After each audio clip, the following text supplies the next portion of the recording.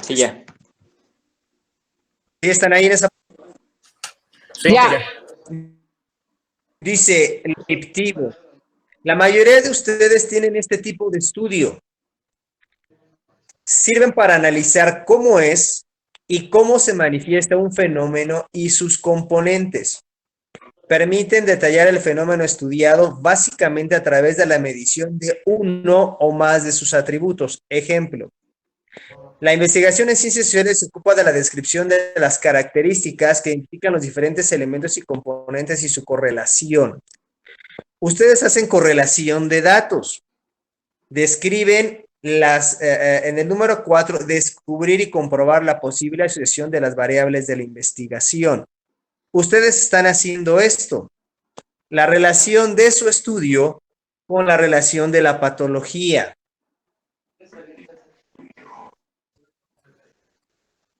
Los explicativos. Vayan a la página 3, jóvenes.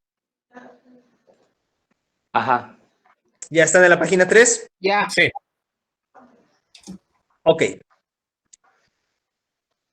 Buscan encontrar las razones o causas que ocasionan ciertos fenómenos. Ustedes no hacen explicativos. Su objetivo último es explicar por qué ocurre un fenómeno y en qué condiciones se da este. El explicativo, como su nombre lo indica, se trata de explicar un fenómeno. ¿Por qué cambia el agua a color verde si le pongo este colorante? Ese es un fenómeno que yo tengo que explicar. ¿A qué concentración lo tengo que explicar, etcétera? Ustedes no están haciendo estudios explicativos. Entonces, ese no es de ustedes. El 4 de las correlacionales. El investigador pretende visualizar cómo se relacionan o vinculan diversos fenómenos entre sí. O si por el contrario no existe relación entre ellos. Lo principal de estos estudios es cómo se puede comportar una variable conociendo el comportamiento de otra variable relacionada. El de ustedes hasta ahorita descriptivo correlacional. Vayan anotando eso porque así son los estudios, así se reporta. Se hace un estudio descriptivo correlacional. ¿Sí? Después, estudio experimental, que es el número 5. Se los mandé ya sintetizado para evitar que tengan exceso de información en el ámbito de estos temas. En el 5, experimentales. El investigador desea comprobar los efectos de una intervención específica. En este caso, el investigador tiene un papel activo, pues lleva a cabo una intervención. En el caso de Lupita y de Araceli, que querían ver lo del medio de contraste, ahí lo podrían ver siempre y cuando aplicaran ustedes el medio de contraste y la cantidad de medio de contraste. En este caso, el de ustedes sería un estudio descriptivo, correlacional y experimental. Pero si no participan en el estudio, pues obviamente se queda con descriptivo correlacional. De acuerdo. ¿Sale? ¿Vamos bien? Sí, vamos bien. Ok. Ok. Ahí mismo en el experimental, en salud se realiza este tipo de estudio, es lo que yo les decía, para evaluar la eficacia de diferentes terapias de actividades preventivas o para la evaluación de actividades de planificación y programación sanitaria. O sea, en este caso, el científico o el investigador participa en el estudio. Ustedes no están haciendo esto, ustedes obtienen los resultados de los estudios.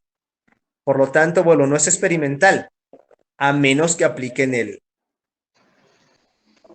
medicamento, el medio de contraste. Estudios no experimentales, en ellos el investigador observa el fenómeno tal y como ocurre naturalmente, sin intervenir en su desarrollo. Si yo pusiera una maceta, le pusiera alpiste y le pusiera agua, lo único que voy a ver es el tiempo que se tarda en crecer pasto. Entonces, no participo, nada más veo si el fenómeno va a ocurrir. 7. Puede ser de ustedes. Estudio de casos y controles, que son los estudios analíticos. ¿Qué es analítico? Pues un análisis es una descripción detallada del fenómeno que está sucediendo. Una tabla no me dice nada si yo no la sé interpretar. Claro. En la mañana, si tienen oportunidad de ver lo que pasan en las noticias ahorita con el COVID, sacan diferentes tablas.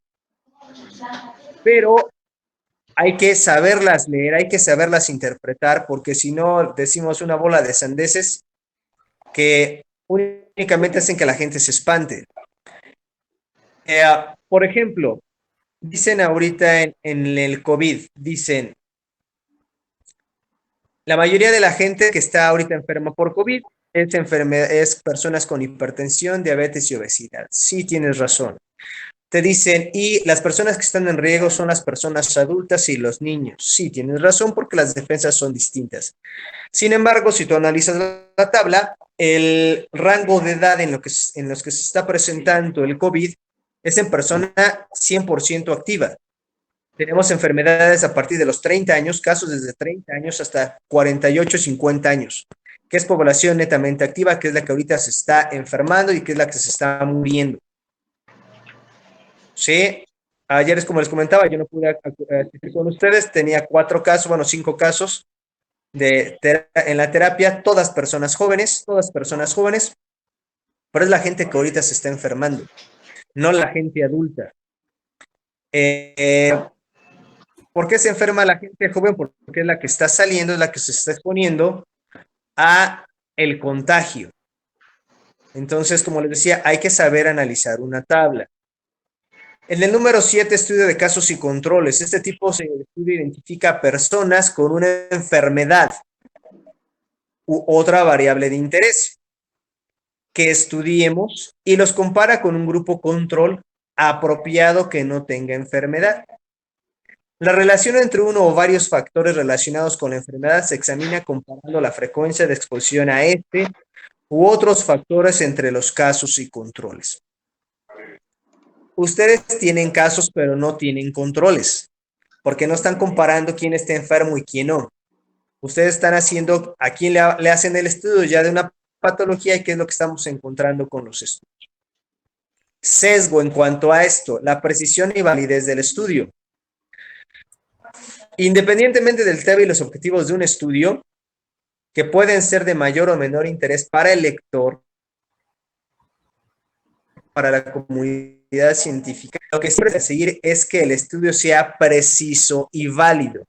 ¿Se acuerdan que yo les dije desde la primera clase que su estudio debe de ser factible, comprobable y medible? ¿Se acuerdan? Sí. Entonces, sí. Con eso se sintetiza el párrafo anterior, que sea preciso y que sea válido. ¿Sí? Todo estudio debe ser entendido como un ejercicio de medida en cada uno de los apartados de planificación, ejecución e interpretación.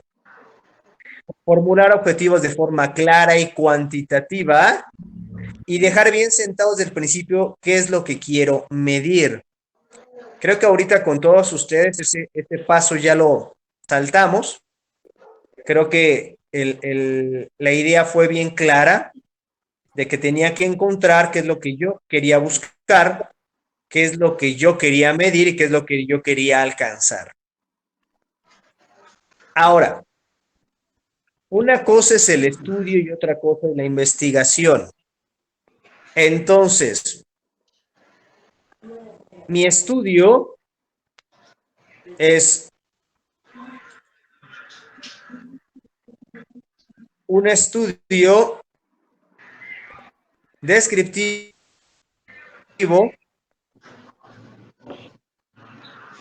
es un estudio correlacional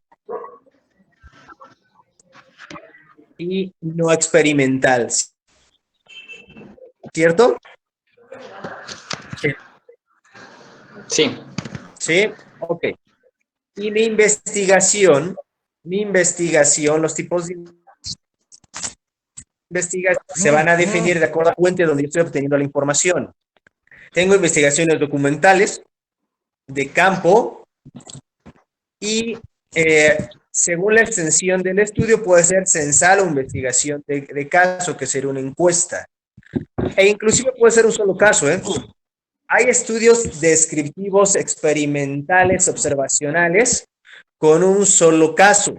Y así se reporta en los artículos.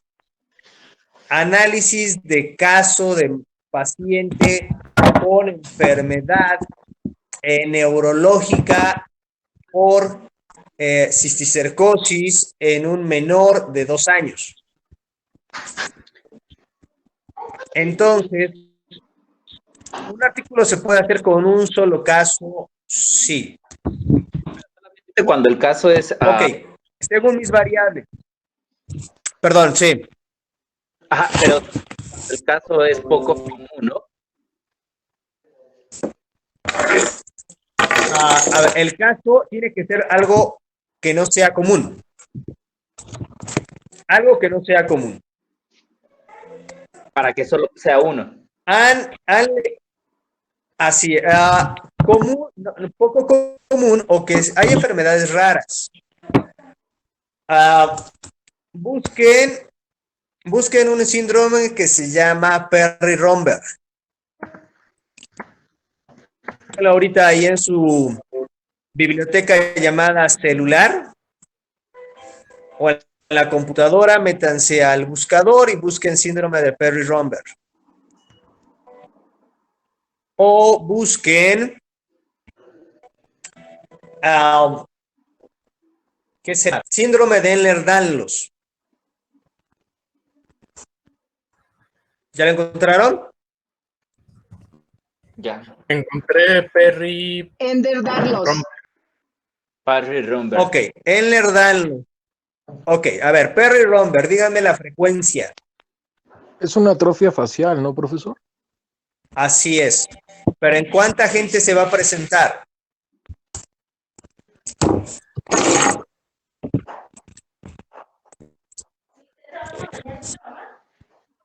¿Ya lo encontraron? O sea, si ya lo encontraron, díganme en qué el porcentaje. A toda la población le va a dar. Le va a dar a 100,000 gentes, a 1,000,000 de gentes. ¿A cuánta gente le va a dar?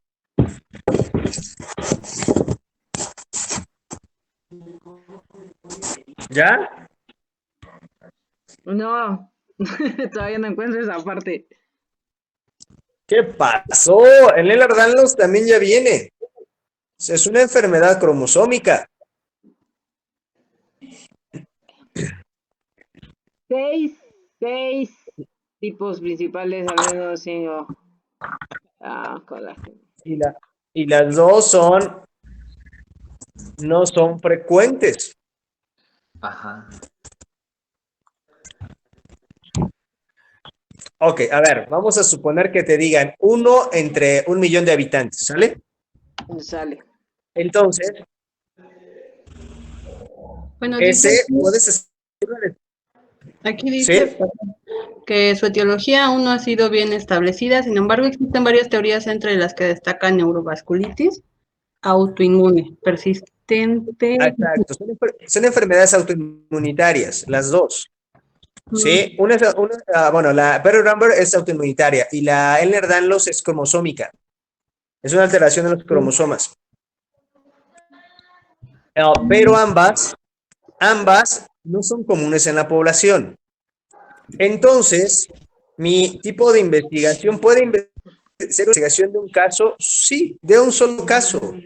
Puedo hacer un estudio y hacer un artículo de un solo caso, claro. Ustedes están muy jóvenes todavía, ¿llegaron a ver la película de El hombre elefante? Sí. ¿Sí? En el pie de elefante, ¿no? No, el No. hombre elefante. Ah, entonces El no pie lo de vi. elefante, a esto se le llama elefantiasis y es una enfermedad linfática. ¿Sale? Y puede ser una enfermedad linfática o puede ser ocasionada por un gusano, ¿sí? Que tapa los conductos linfáticos y te da ese problema de una elefantiasis.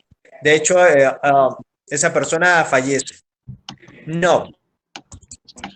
Igual, póngale en el buscador enfermedad del hombre elefante. Es síndrome de Proteo, ¿no? Búsquenla. Y la van a encontrar como algo que se llama neurofibromatosis. Y hay diferentes grados de neurofibromatosis. Pónganle ahí en el buscador, por favor. La vida del hombre elefante fue una vida real. Es uno de los casos más severos de neurofibromatosis que existió. ¿Ya lo encontraron? Ya. Ya encontré. Ok. Entonces, ese es un caso en donde puede hacerse una tesis, un estudio, un artículo con un solo caso. ¿Sí me explico? Sí. Ok. Vamos a continuar. Dice, según los tipos de investigación, por información, ¿de dónde obtengo la fuente? Ya lo leímos ahorita, documental de campo, si es según la extensión del estudio, censal o de un caso. De acuerdo a las variables, es experimental, casi experimental, simple y compleja. De acuerdo a la medición y el análisis de la información, es cuantitativa, descriptiva, explicativa o predictiva. ¿Qué quiere decir esto? ¿Qué quiere decir cuantitativa?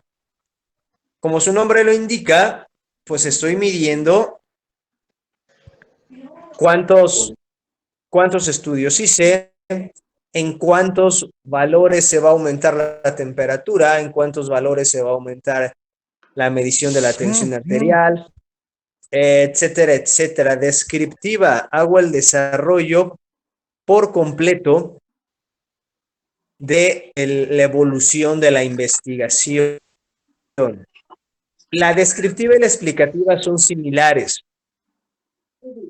Sin embargo, la explicativa va relacionada con la experimental, porque estoy exponiendo los diferentes tipos de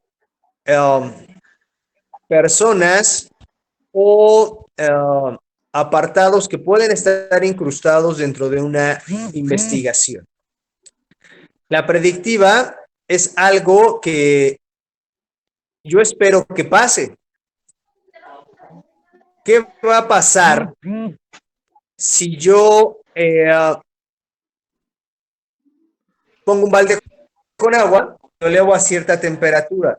Pues yo espero que mi predicción a tanto tiempo, el agua empiece a hervir. ¿Qué pasa si yo juego con las variables del control de la temperatura con diferentes tipos de gas? La misma variable, pues la ebullición del agua va a ser diferente. Entonces, esos son tipos de investigación predictiva. De acuerdo a la obtención de los datos, sería de alta y baja estructuración, participante, participativa, proyectiva, de alta y baja interferencia, perdón. En el caso de ustedes están obteniendo sus datos de manera participante, ¿no es cierto?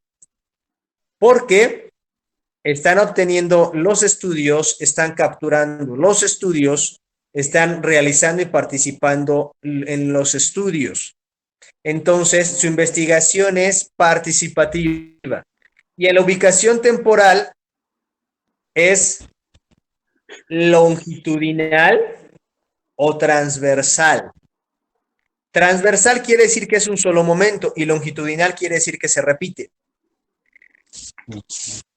Y las de ustedes es dinámica porque ustedes hacen los estudios. Entonces, por tiempo es dinámica, longitudinal y participativa. ¿Sí lo van anotando, jóvenes? Sí. Sí. Ok. Esto es de los De- del número 7, maestro. Así es. Ok.